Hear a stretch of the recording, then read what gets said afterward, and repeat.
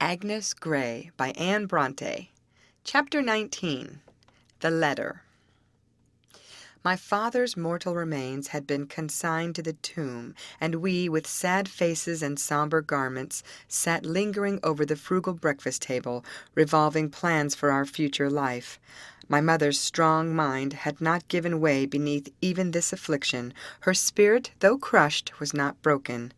Mary's wish was that I should go back to Horton Lodge, and that our mother should come and live with her and Mr. Richardson at the vicarage.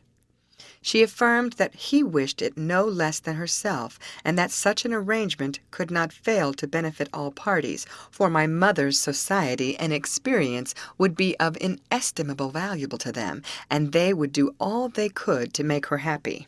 But no arguments or entreaties could prevail. My mother was determined not to go.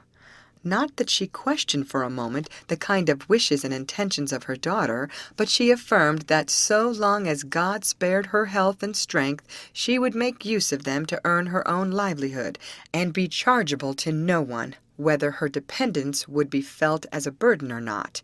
If she could afford to reside as a lodger in vicarage, she would choose that house before all others as the place of her abode, but not being so circumstanced, she would never come under its roof, except as an occasional visitor, unless sickness or calamity should render her assistance really needful, or until age or infirmity made her incapable of maintaining herself. "No, Mary," said she, "if Richardson and you have anything to spare, you must lay it aside for your family, and Agnes and I must gather honey for ourselves. Thanks to my having had daughters to educate, I have not forgotten my accomplishments. God willing, I will check this vain repining," she said, while the tears coursed one another down her cheeks in spite of her efforts. But she wiped them away, and resolutely shaking back her head, continued, "I will exert myself, and look out for a small house, commodiously situated in some populous but healthy district, where we will take a few young ladies to board and educate, if we can get them, and as many day pupils as will come, or as we can manage to instruct. Your father's relations and old friends will be able to send us some pupils, or to assist us with their recommendations. No doubt I shall not apply to my own. What say you to it, Agnes? Will you be willing to leave your present situation and try?"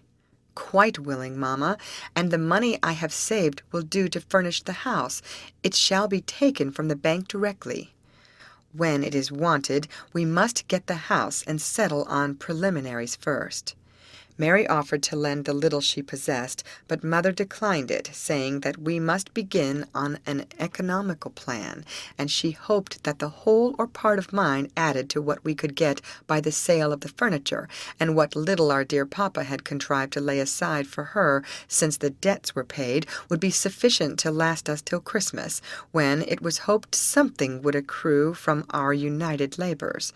It was finally settled that this should be our plan, and that inquiries and preparations should immediately be set on foot, and while my mother busied herself with these, I should return to Horton Lodge at the close of my 4 weeks' vacation, and give notice for my final departure when things were in train for the speedy commencement of our school. We were discussing these affairs on the morning I have mentioned, about a fortnight after my father's death, when a letter was brought in from my mother, on beholding which the color mounted to her face, lately pale enough with anxious watchings and excessive sorrow. "From my father!" murmured she, as she hastily tore off the cover. It was many years since she had heard from any of her own relations before. Naturally wondering what the letter might contain, I watched her countenance while she read it, and was somewhat surprised to see her bite her lip and knit her brows as if in anger. When she had done, she somewhat irreverently cast it on the table, saying with a scornful smile, "Your grandpapa has been so kind as to write to me. He says he has no doubt I have long repented of my unfortunate marriage, and if I will only acknowledge this, and confess I was wrong in neglecting his advice, and that I have justly suffered for it, he will make a lady of me once again, if that be possible after my long degradation, and remember my girls in his will." Get my desk, Agnes, and send these things away. I will answer the letter directly. But first, as I may be depriving you both of a legacy, it is just that I should tell you what I mean to say. I shall say that he is mistaken in supposing that I can regret the birth of my daughters, who have been the pride of my life, and are likely to be the comfort of my old age, or the 30 years I have passed in the company of my best and dearest friend. That had our misfortunes been 3 times as great as they were, unless they had been on my bringing on, I should still the more rejoice to have shared them with your father, and administered what consolation I was able, and had his sufferings in illness been 10 times what they were, I could not regret having watched over and labored to relieve them. That, if he had married a richer wife, misfortunes and trials would no doubt have come upon him still, while I am egotist enough to imagine that no other woman could have cheered him through them so well.